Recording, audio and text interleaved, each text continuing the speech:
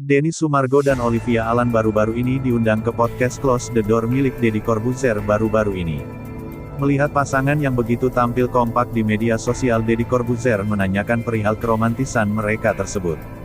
Denny Sumargo yang hadir dengan istrinya menceritakan tentang pernikahan mereka. Mengejutkannya, Denny Sumargo atau yang dikenal sebagai pebasket sombong ini mengungkapkan fakta tentang dirinya yang tidak menyentuh istrinya setelah menikah. Tidak sayang. Denny Sumargo pun mengaku menikahi Olive bukan karena rasa sayangnya, melainkan karena value yang dimiliki Olivia Alan. Bahkan ia mengungkapkan hal itu kepada Olivia Alan tentang perasaannya yang hanya 50%. Namun hal itu tidak dianggap menjadi sebuah permasalahan untuk Olive. Ia bersikap realistis lantaran memang baru kenal.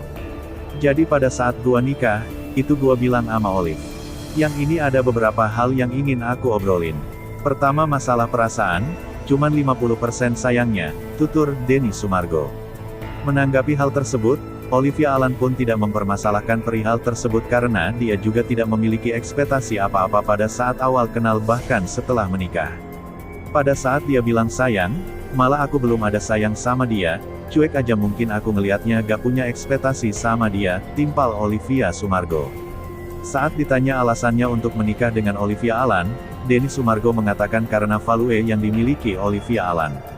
Saat disinggung perihal nafsu oleh Deddy Corbuzier, Denny Sumargo mengaku jika nafsunya kepada Olivia justru berbeda drastis dengan nafsunya saya ke wanita lain. 3 bulan pertama gue jarang banget nyentuh Olive. Karena gue ngerasa kok nafsu gue beda pada saat gue sama cewek-cewek lain, kok sama istri gue sendiri nafsu gue gak terlalu tinggi, jelas Denny Sumargo.